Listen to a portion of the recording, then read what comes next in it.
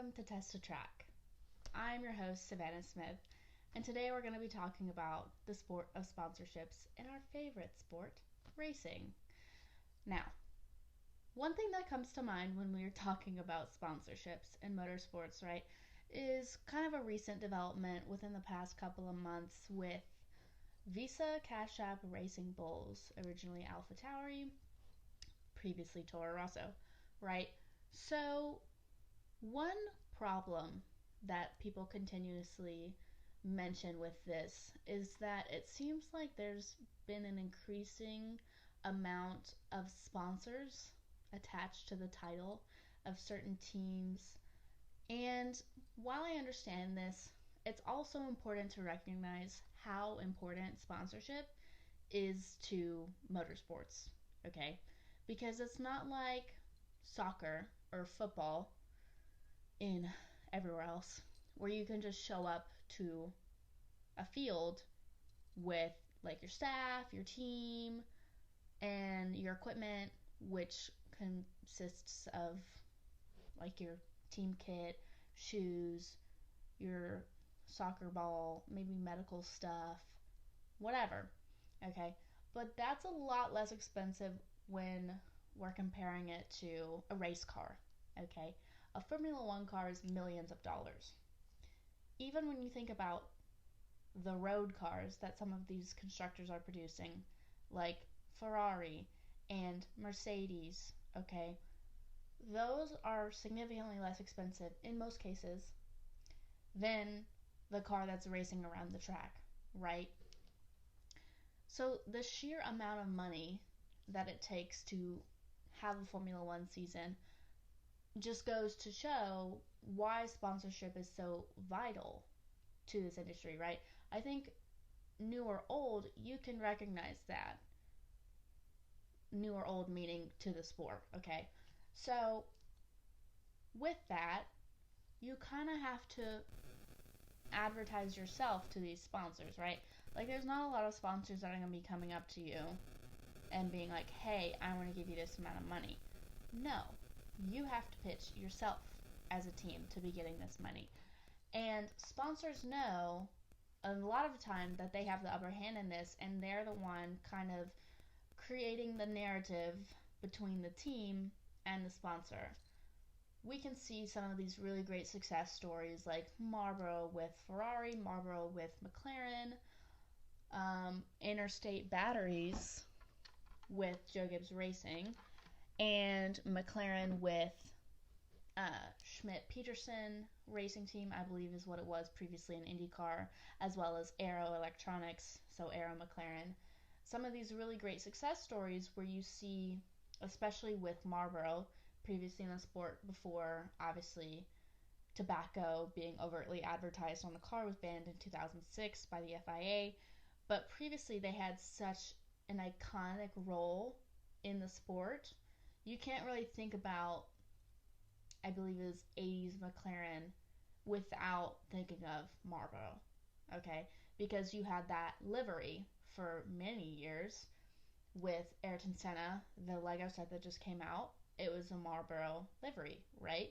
And it's such an iconic pairing, either with McLaren or Ferrari, because then you have the Michael Schumacher era where you had the Marlboro with Ferrari on the livery as well as on the team kits with the race suits. And so it's just some of these really iconic pairings that you can't really think about Ferrari or McLaren in these eras without thinking about Marlboro. And Philip Morris International knew that. They knew that these pairings were so great, that's why they stayed in the sport so long, right? You have this great advertising because if your team is doing well and you're the title sponsor, that's great exposure for you, right? I mean, essentially everyone knows who Marlboro is, but when you see them attached to success, obviously that's a great marketing tactic, right? And Marlboro just had this strong relationship to the sport for a very long time that even once overtly being advertised on the car was banned, you saw the barcode style livery where you had the Marlboro logo, but instead of the chevron, right, you had this barcode and you barcoded out the text, to my knowledge that it was also barcoded, but even with that, you knew that that was Marlboro. It didn't say Marlboro, it didn't have the same logo, but you knew what it was because there's such an iconic representation of Marlboro throughout the history of the sport that even just something like that immediately brings your mind back to the brand. And even once that was done away with, Philip Morris International was still paying Ferrari $100 million a year, the title sponsor fee, to keep the car red. Because you think of Ferrari, you think of red, and when you think of Ferrari, you think of Marlboro. So if there was this big shift and somehow Ferrari was blue, like that one year, I believe back in the 60s, 70s, maybe 80s, I don't know, a while ago, if you had that switch up, it no longer would clue you in. You wouldn't think of Marlboro anymore. You would be thinking of something entirely different. So keeping the car that iconic red, you still thought of Marlboro. Now, we had Mission Win Now, which was another Philip Morris International company that was not tobacco related, and they were in the sport for a couple of years. I believe it was 2018, 2019, and you saw it on the hats, you saw it on the car. They were in the sport for a couple, maybe a few years, no longer, but Philip Morris is still a major sponsor for Ferrari. Not as big as they used to be, right? Now it's something else, but you still have that association. So that's just one of the great success stories where you created this narrative in between a sponsor and a team that was so strong that even once the sponsor stepped back, you still think of that sponsor, right? Even though you can't put Marlboro on the car, you think of Ferrari, you think of Marlboro, right? Another great example of this is Interstate Batteries. They are still in the sport because obviously they are a battery company. They're not promoting tobacco.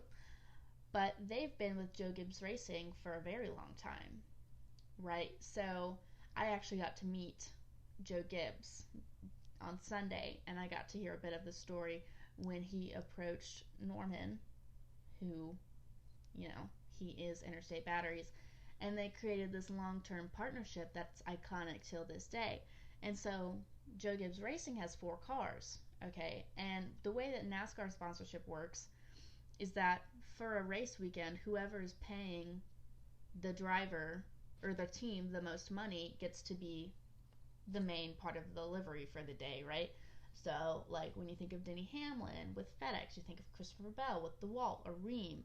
And you have Interstate Batteries with Joe Gibbs Racing, which, if you don't know, Joe Gibbs Racing is Denny Hamlin, Christopher Bell, Ty Gibbs, and Martin Truex Jr., okay?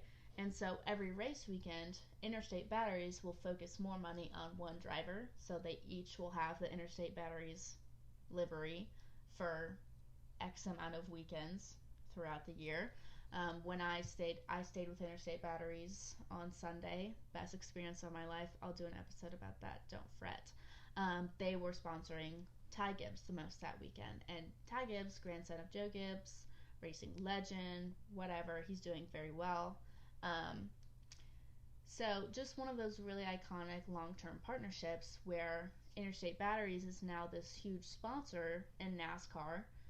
And, Joe Gibbs Racing and Interstate Batteries, again, going hand in hand. They are one and the same. They've been together for a very long time. It's one of those great success stories because, Joe Gibbs previously was an NFL coach, then started in racing. Kind of a crazy story. He told us a little bit about that. But, and then he started out with Interstate Batteries because, again, he can't be, pulling the money out of his pocket to run a racing team for the year. Because even in the truck series, the NASCAR truck series, it costs $3 million for the year. And I met Tyler Ankrum. This is my truck series guy. So even at the lowest level of, there's 3 NASCAR levels, right? There's the Cup, there's the Xfinity, and then there's the truck, okay? So even at that level, kind of like the entry into the NASCAR world, it's costing $3 million. I don't even want to know what it costs to run for one driver of the Joe Gibbs Racing team or of any NASCAR team to keep that running throughout the year, because you have to think of travel costs, you have to think of the car, because the way that NASCAR works, you don't use the same car for every weekend. You gut that thing. You take off everything, because obviously one of the things I really truly appreciate about NASCAR in comparison to like Formula One is if you wreck your car during the race, if that thing is still operable, like you are not, like your car has not been ripped in half, you're going back out there. They're sending you back around. They don't care. Okay? You go back to the pits and you take off the bumper, you put a new one on. If there's something like over the right wheel cover, like Christopher Bell at Texas Motor Speedway, his front right left wheel cover or front right wheel cover gone. He had the bumper and like the door, there, and then just the whole part that was supposed to cover the wheel gone, right? And I saw when I was at COTA, the Love's car, number 34. I don't remember the driver's name. Apologize for that. But he had this whole like panel of, I don't know if it's tinfoil or duct tape, whatever, covering a major hole just to keep the car running, right? Because you get paid to finish the race. So that's something I truly appreciate about NASCAR, is because as Formula One, if you bin it, you're done for the day, right? Your car's in the wall. There's so many sensors in a Formula One car. There's so many like delicate pieces in a Formula One car that if one of them breaks, you're out, right? So the great thing about NASCAR is they're like, no, you're going back out. I don't care how many times you have to come to the pit, you're finishing the race, okay? Because also you have, 38 drivers, 36 to 40, depending on the weekend. Formula One, you got 20, okay?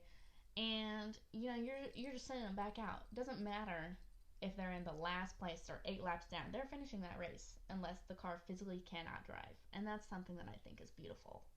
I really appreciate the grit of NASCAR. I think it's truly an astonishing thing. Moving on, back to my point. So they gut the cars, right? And they take like the pieces that are salvageable and they can use that in another car. But like the whole metal sheet around the car, like the actual body of the car, bye. That's it. Like that's not being reused. And they actually sell those pieces. Like I was actually looking at the front of Christopher Bell's Camry from COTA when it was a DeWalt sponsor. It's, I think, $500, but I'm like, dorm decor sounds great to me. Just put it on my wall. I'll take it. Not actually, that's way too much money. If someone wants to buy that for me, I'd really appreciate it. I kind of forgot what point I was on. Anyways, so cycling through. Interstate Batteries, strong relationship. Who y'all, whatever. So, they have a great relationship. And that's something that's really awesome to look at in comparison to some of the unsuccessful relationships that we've seen. I mean, if you really want to think about it, like Rich Energy and Haas back in, I think, 2019, that was pretty hilarious. I'm not going to lie to you, because what do you mean this random energy drink company comes to sponsor Haas? They change everything about them. Like, they've always been like red and white, whatever, sometimes blue, and they completely switch it up, and now they're black and gold. And they're Rich Energy Haas, or Haas Rich Energy Racing, whatever. And then halfway through the year, Rich Energy's like, bye. Because you know what they find out? It's basically like a fake company. I'm pretty sure. I don't know if we ever really figured that out. But Rich Energy leaves. Haas is kind of left stranded because Haas has had money problems for a while now, right? It's an expensive sport and they haven't done well consistently for a long time. Not that attractive to sponsors. That's another thing. If you're not performing well, a lot of the times you're not going to get sponsors, because as much coverage as they could get, they could spend that money elsewhere. They could spend that money at Red Bull, they could spend it at Mercedes, McLaren, whatever. And they get a lot better coverage from that because their team is doing well. They're constantly being showed on TV. I mean, Red Bull, not so much. Obviously, when you're at the front of the race the entire time, poor Max Verstappen, really not poor him. He's doing just fine. He's not on the TV all that much because there's really not a lot of action, right? But that money going into a team like Haas could have been spent somewhere else where they're getting more coverage and they're having a better relationship with the team because they're performing well, and that therefore does well for the sponsor. I mean, you take a look at, I think it's Rocket Williams, it might be Rocket, I'm pretty sure it's Rocket. Back in several years ago, they sponsored Williams, right? And Williams has not been doing well for a while now. I mean, Alex Albon, he's doing pretty well. Logan, love Logan. Love him to bits. You know, I'm American. Gotta support my American guy. But he hasn't always been doing the best. To be fair, it's his second year. It's been 4 races in. What really can you expect from the guy? I think, personally, it's really unfair that they gave the chassis to Alex for Alex's mistake, but I digress. That team historically has done really well. Back in the 90s, I'm pretty sure they did really well. Great team. Declined, not as great for sponsors like Rocket because you put in so much money for this team. You think that you're promised certain things, certain results, and then that doesn't come through. And then Rocket then proceeded to sue Williams for $149 million in claims because they felt that the promises that they were given were not, fulfilled. But then Williams went on to win that legal battle, which I'm sure was not the most fun, especially for their PR team, but they won that legal battle. And now when I think of Rocket, at least personally, I'm like, they're the ones that sued Williams. Like, why would they do that? That was a stupid choice on their behalf.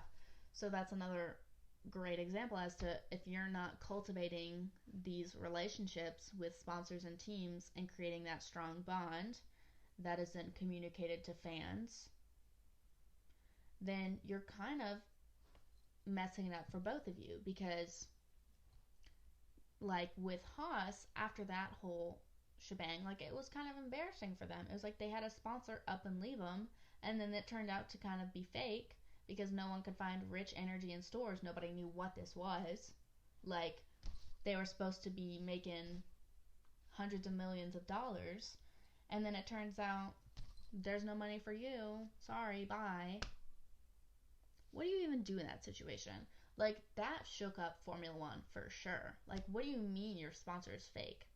You have such a long process trying to approve this. It can take 18 months to get a new sponsor, probably more for a title sponsor, right? And it's such this long back and forth negotiating process, and somehow it slipped through that this company doesn't actually have that money, because you can't really be a motorsport sponsor if you're not making $1 billion, not at the top levels, right? At least $1 billion, because your advertising budget is not going to be your total revenue, right? Because you have to, think about what profit margins do you have, how much of that is going to all of your shareholders, your CEO, all of your VPs, executives, whatever, your workers, everything. And then, after all of that, taxes and so on, then you have your advertising budget. You cannot pay a Formula One team like $200,000. That is a drop in the bucket. When you're spending $100 to $150 million a year to just operate, I don't think that includes your driver's pay, right? If you're not making those billions of dollars, you're not a motorsport sponsor at the highest level. You're not a motorsport sponsor in NASCAR, IndyCar, Formula One, MotoGP, you can't do it, right? It's just so expensive to keep up the sport. So the fact that Rich Energy got through somehow and then upped and left in the middle of the season was just like, what do you mean, right? And even now, when we think about Haas with like MoneyGram, whatever, you still think about what happened with Rich Energy several years ago, because it's just like, how did that happen? How did all of that process happen, and how did that get approved, and then they just left? I don't think I'll ever understand that, but whatever. So I just think personally it's super interesting to look at sponsorship because it's such an integral part of the sport. It's been in the DNA of motorsports since its conception, right? Like, it's been there since the beginning, because who has $100 million laying around when you're not, this giant for-profit company? Like, a race team is not bringing in $100 million a year based off of ticket sales, based off of merchandising, based off of whatever else. You're not making that much money that you can solely dedicate to your team, right? So, I don't know. With the future of motorsports, who knows what sponsorship is going to look like. I mean, it's been pretty consistent. And you also have to think about, what does your team have to offer the sponsor, right? Like, with social media, if you take a look at Interstate Batteries, like their TikTok or their Instagram, whatever, they have a whole racing section, or they'll upload videos of their drivers doing stuff, and you have media days, or you have when I stayed with Interstate Batteries, they have a condo at Texas Motor Speedway, and then you go and you meet all the drivers. Like, what can the sponsor offer to you, and what can you offer to the sponsor, right? So with social media, right, you have like Ty Gibbs talking about Interstate Batteries and doing a TikTok for him, or you have Pato O'Ward doing a TikTok for Arrow, or you have them promoting your products. The whole thing comes down to promotion, right? Because you're not paying them just for the funsies. You're not paying them just to be like, oh, I thought you were nice, let me give you $20 million. Like, no. That's not how that works. So, making sure that you can offer something with social media and your drivers promoting certain products, whatever, like, you just have to make sure that that relationship is clear, and that it's well structured, and that it communicates well to your audience. Because if you're promoting something random and it doesn't really make sense with your brand, the impact of that promotion is going to be small, right? It makes sense for, like, Carlos Sainz has been with Estrella Galicia, I don't really know, for a long time, and he brought them with him. I don't know if it was as early as his Toro Rosso days or his Renault days, but I know that Estrella Galicia sponsored him and McLaren, and he brought them to Ferrari, right? And he promotes the 0.0% alcohol beers, and they've been with him for a very long time. And every time he gets a win or like a podium, there's always a picture of him drinking the non-alcoholic beer, and that's great promotion. Back to when we were talking about how when your team is performing well, that's great for the sponsor, right? Because you see this victorious emotion, you're doing so well, you're succeeding in your sport. Now here's me with this product, right? Here's me with my Estrella Galicia 0.0 beer after I just won the Australian Grand Prix. Hello, I'm a winner. Here's my non-alcoholic beer. Amazing. That's great for your sponsor, right? So it's just that kind of thing, especially with social media nowadays, is because your fans are consuming all this content, right? And I think some of the brands have gotten really smart about this. They've been appealing more to their fan base, because especially with the rise of Formula One specifically in teenager popularity, because with Drive to Survive. More fans, not just teenagers, but they've also been appealing to their teenage fan base with using the memes. Now, when we think about the George Russell, like, T-pose, I can't really do it here, that became such a huge thing in motorsports, right? And that's just one great example of how you can truly utilize social media as a platform not only for your team but for your sponsors, right? One thing I especially love is whenever Red Bull is in Japan, I think they're Honda, right? And Honda's a Japanese car brand, right? And so whenever they have all of that kind of stuff and they really celebrate it and embrace it, that's something that I really love and really enjoy as a fan. I can really appreciate how much they appreciate their fan base there. So that's something that I really do enjoy watching. And that's just, even though Toyota's not Toyota, Honda is not a sponsor, their engine constructor, right? But they still, are giving them that media coverage and giving that appreciation, which I think is one of the most essential things that you can do in this current media climate, is to show that appreciation and continuously post them, like whatever, like with Ray-Ban and how Ferrari did. They do collections with Ray-Ban, or with Puma, because Puma is one of their main clothing makers, whatever, and how they can integrate that and really make it more accessible for the fans, because obviously you can't buy the car, right? So why not buy the things that their sponsors make? And that's what I really like about when there's actual buyable products that sponsor Formula One teams or NASCAR teams or IndyCar teams, is because then you can buy that product. Because I may not be a super big Red Bull fan, but do I purposefully go look for the Max Verstappen Red Bulls? Yes. Because it's fun. Because it's something that I enjoy. And to me, I'm like, this is my favorite thing. And do I go look for Ray-Bans if I'm going sunglasses shopping and possibly buying the Ferrari ones? Yes. Yes, I am.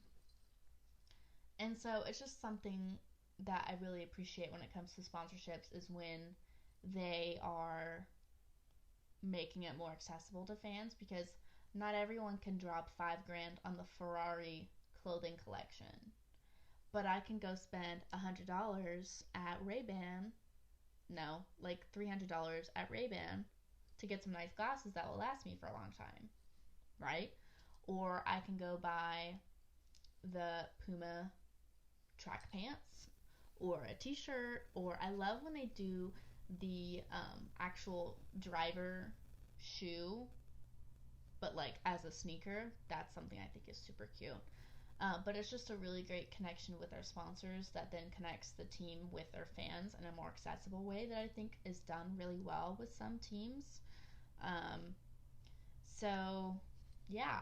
I mean, I think I've probably talked your ear off about sponsorships, but I think, when we talk about these teams and we're like, why do they have so many, covered in sponsors? All they care about is money, money, money. Well, it costs money to put on a race, way more than it costs to have a baseball game, right?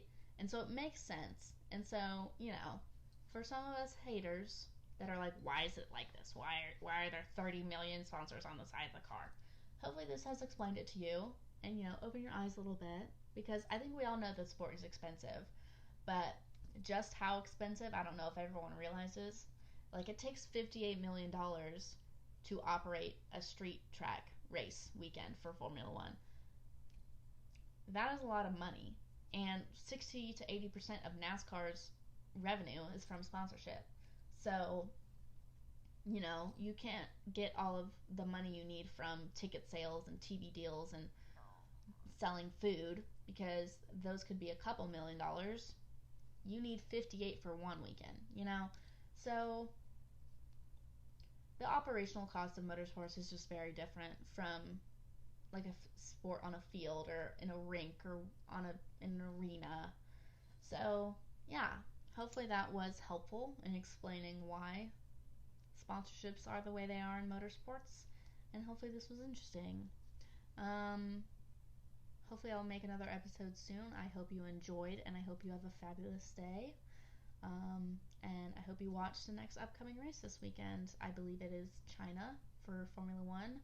I'm not entirely sure what NASCAR is this weekend, but I will be watching it.